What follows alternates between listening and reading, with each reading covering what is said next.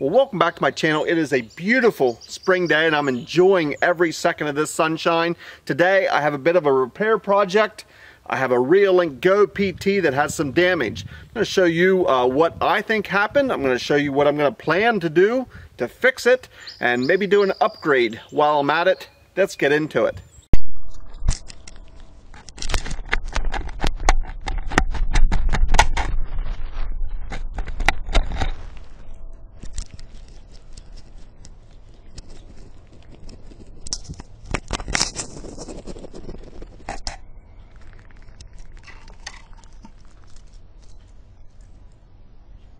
So I came to check on my cellular trail camera today and there's a little bit of a damage. The antenna is actually just dangling here. It looks like the mount might be broken. If you've been watching any of my Thursday trail camera highlights, a couple weeks ago I've been having a squirrel that's been visiting this camera. It's been licking on the lens, chewing some on the camera. I'm suspicious he might have broke my antenna, maybe hung on it or jumped down from the antenna. Somehow this antenna is broke. I'm going to pull this down, give you a little bit of a closer look, and then I'm going to tell you what I plan to do to fix it.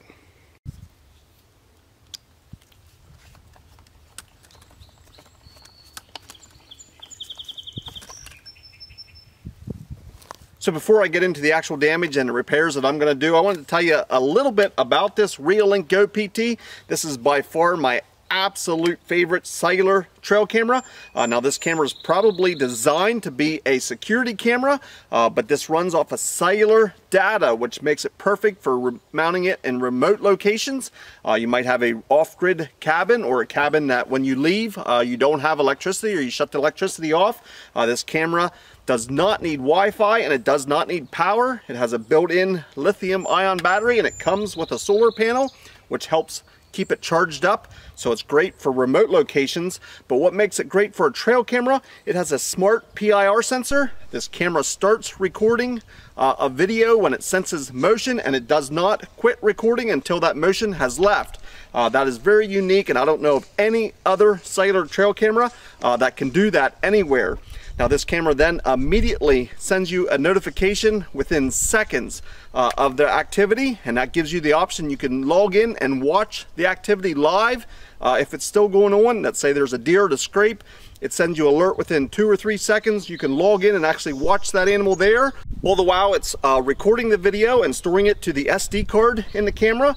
But at any time you can also go back and look at any recorded videos that are stored on this SD card. So you might want to go back and look what happened last week or last month. You can simply go in through the app and look at the recorded videos. That also makes this very unique. I love the idea that it sends the notifications quicker than any other camera that I have ever used. It also takes videos. It might be able to record a video up to 2-3 minutes long. This camera is also very easy on data, and in fact I run this camera on a plan that has 1 gig a month. I get several hundred videos, if not more than that, per month, and I never have trouble with not having enough data with that 1 gig. But probably one of the best parts of all is the PT in the Reolink GO PT, and that is the pan and tilt. You can remotely control this camera. So let's say you do have this mounted inside your cabin or maybe at your boat at the marina. At any time you can log in, like I said, and look at your live feed, but you can also pan around the area, tilt up and down and get the perfect view. So if you're using it for surveillance or security reasons, that is a great feature, but it's also a great feature if you're using it as a trail camera because you can turn, if the animals aren't specifically walking down a specific trail, you can pan and tilt this camera different times, maybe each day or each week you can look at a different location. Very, very handy, and you can do that all remotely through the app. No matter where you are, you could be 1,000 miles away from this camera and control it instantly through the app, that pan and tilt, and going back and looking at your recorded videos. All in all, like I said, this makes it my favorite cellular trail camera, and in fact I don't think there's any other camera that can come even close with these features. So now let's get on to the damage and the repairs. So as I mentioned earlier, I do have a squirrel that has been frequenting this camera. For whatever reason, it wants to try and sit up on top of it. It's looking at the actual lens, and now I come and there's actually a broke antenna.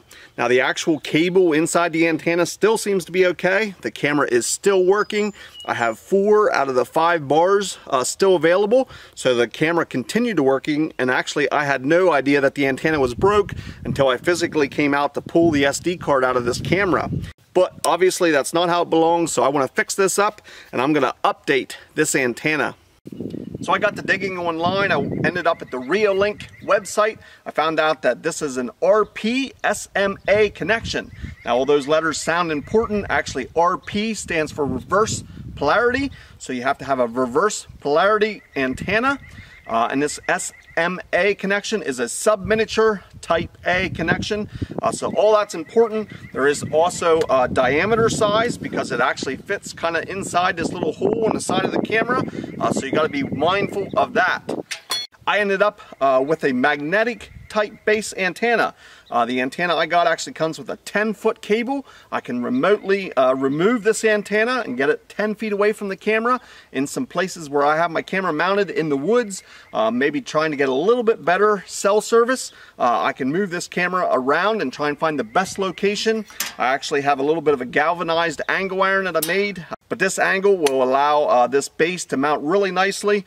I could see this be very useful if you were inside of a cabin or maybe your house or a different structure and you'd want to move an antenna closer to the window. Now I could have picked an antenna that had that bendable base, but that was the weak point and that's what broke on my other one. This one does not have any moving parts. It's simply a strong magnetic base and then the antenna. Now, I'm not going to recommend a specific antenna. There is so much information out there and so many variables.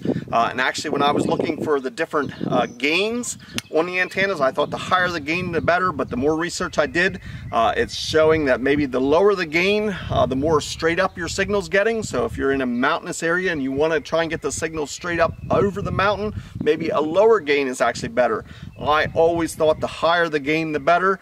So there's many variables there. You're going to have to do your research, and like I said, I'm experimenting myself, so I will not specifically recommend one certain antenna over another, but I'm going to be giving this one a try here today. There's also antennas specifically for Wi-Fi, and there's antennas specifically for cellular. You're going to have a cellular antenna because the Wi-Fi ones are specifically tuned for a different frequency for Wi-Fi and not cellular. So this movable antenna I think is going to be just for me. I can move this up to 10 feet away from my camera and hopefully have just as good service as ever. Another option, especially if you want to move your antenna even further to optimize the signal, they do make extension cables. Again, you're going to have to get the correct connections here, that RPSAM connection, but this is a 50-foot extension. This will allow you to obviously mount 50 feet away from your camera, and that could be the difference between low cell signal and good cell signal. So this really allow you to maybe get up on the roof of a house or a cabin, many different options. So a extension cable to your antenna is another great option for the Reolink GO PT. So as you can see back here behind me, I kind of went hog wild. I mounted my antenna 6 to 8 feet above the camera yet. It actually helped me out. I went from the 4 bars of signal that I was having and it was working fine up to 5 full bars of signal. It's full strength now. So I don't know if it was a little bit better antenna or just a higher mounting location really helped me out. If you have any comments or questions, please put them down in the comment section. If you'd like to see other videos on the Reolink GO and the Reolink GO PT, I'll put a link down in the description also. There's a playlist there of many other videos I have done on these cameras. It has many different aspects and questions that I've answered in the past. So feel free to check them out. I want to thank you for watching. We'll see you on the next video.